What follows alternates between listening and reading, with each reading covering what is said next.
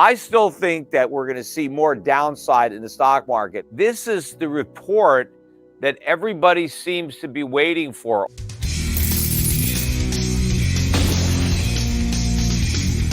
In today's video, Peter Schiff, founder, CEO and global strategist of Euro-Pacific Capital, gives a warning that the 2008 crisis was just the prelude to a larger sovereign debt crisis in the United States that may lead to a collapse of the US dollar. This is the report that everybody seems to be waiting for. Although now, the inflation numbers seem to be of elevated importance because people are paying attention to them. But for many, many years, and still including today, it's this report, which is the granddaddy of the monthly reports. Everybody waits for this number. And I'm not even sure why, because to me, it's pretty insignificant given how completely unreliable these numbers now are. I mean, everybody is looking for a strong report as evidence that the economy is good. And so somehow we keep manufacturing these strong jobs reports. In fact, the report that we got on Friday was the 13th consecutive beat where the number of jobs created exceeded what Wall Street expected. Now, what are the odds of that? 13 times in a row? I mean, you're going to have a few misses in there just by pure chance.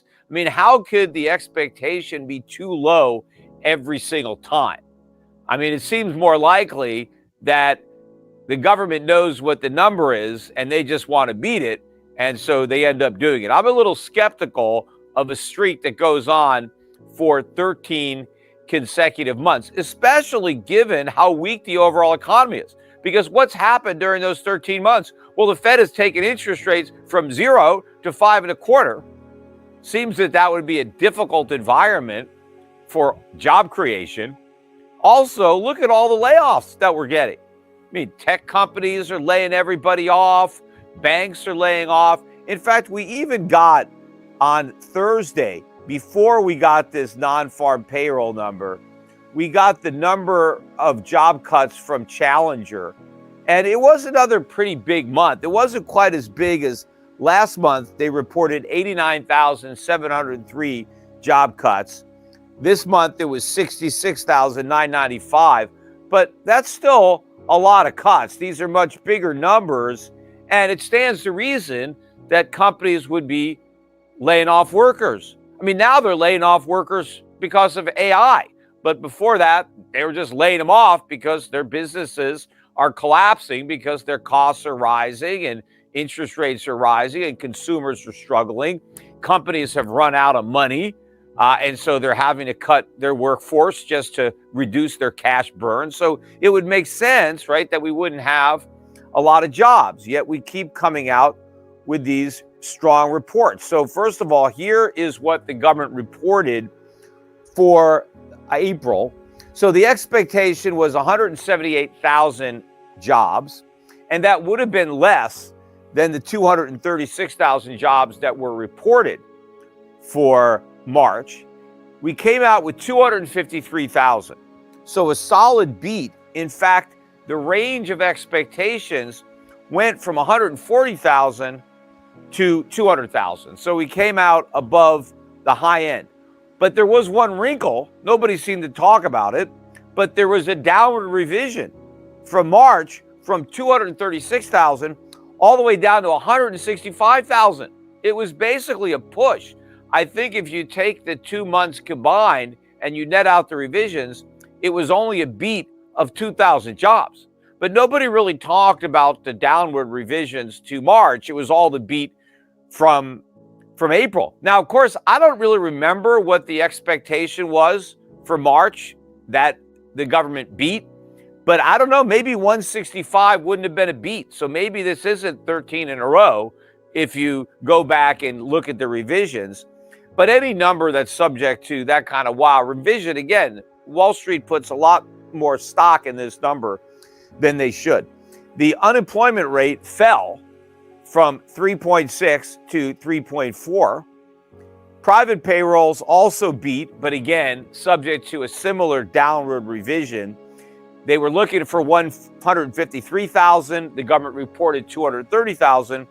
But the 189,000 that they originally reported last month was revised down to 123,000. So that was a big number. Same thing on manufacturing. They were looking for no new manufacturing jobs created. Instead, they created 11,000.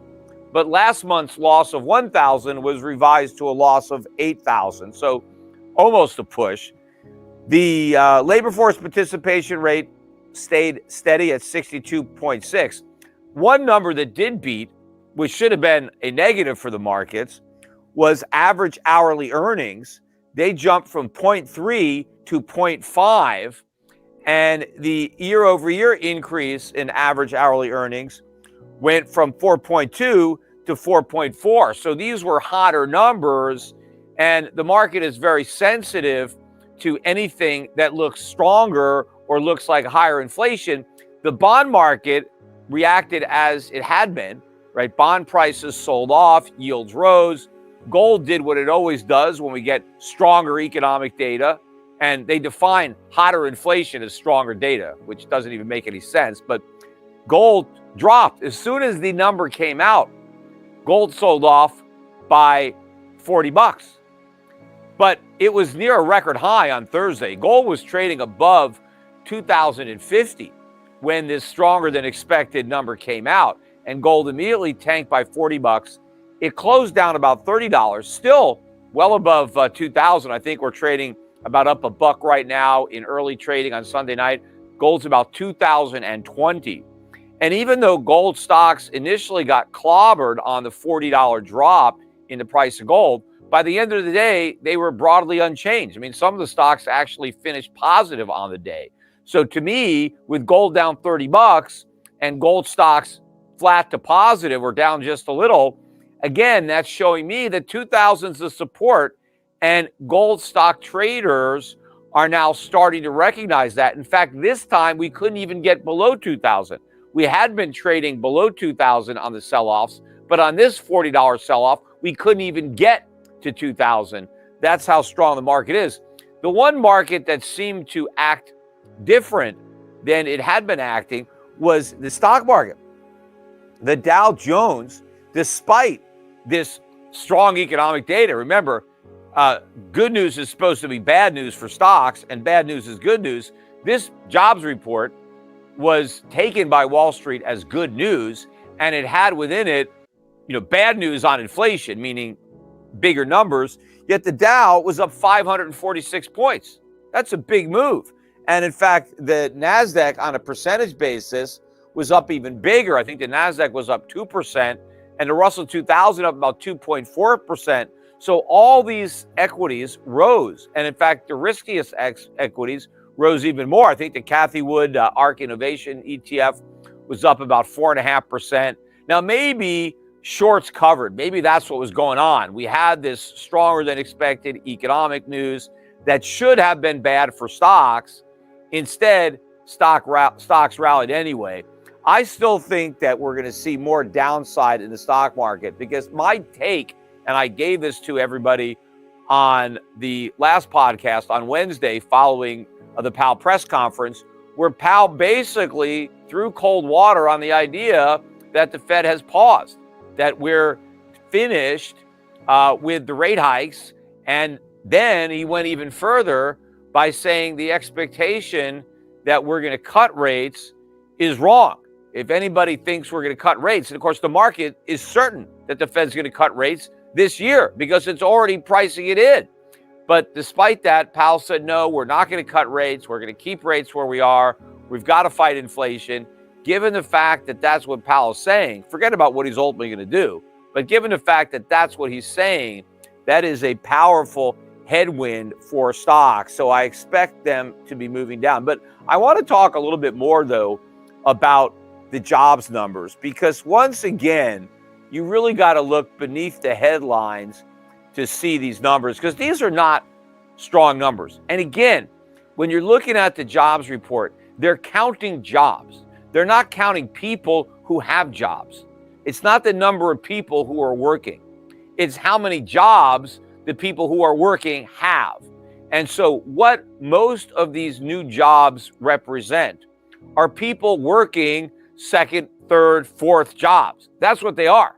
They're not people coming into the labor force who weren't participating and now they've got a full-time job.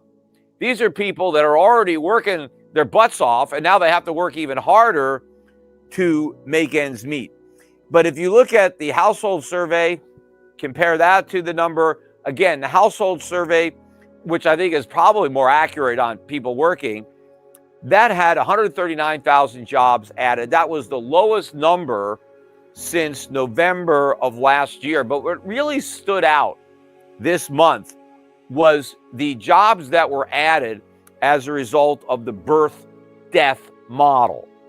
Now, I haven't really talked a lot about birth-death on the podcast recently on these payroll numbers. If you're not familiar with that, the way that works is the guys that compute these non-farm payroll numbers, they're supposed to try to guess the number of jobs that were created or lost based on new businesses that were either formed or, existing businesses that were shut down. Now, they don't actually have the data, so they kind of wing it, I guess. I'm really not sure what the methodology is. I think it's probably highly subjective, because if you think the economy is good, well, you're just going to assume that new businesses are being formed.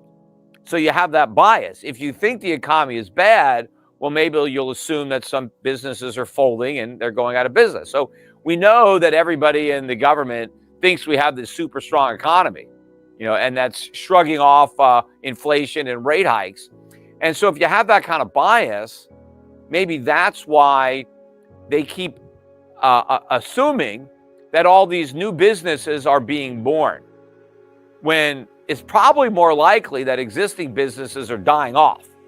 So that automatically means the number is going to be way off, because instead of subtracting jobs based on companies that went out of business, you're adding jobs based on fictitious companies that never really started up, but you're just assuming it. But this month's number assumed, and I got this stuff from a Zero Hedge article, just to give them a plug, but the birth-death model for April was 378,000 jobs that were added.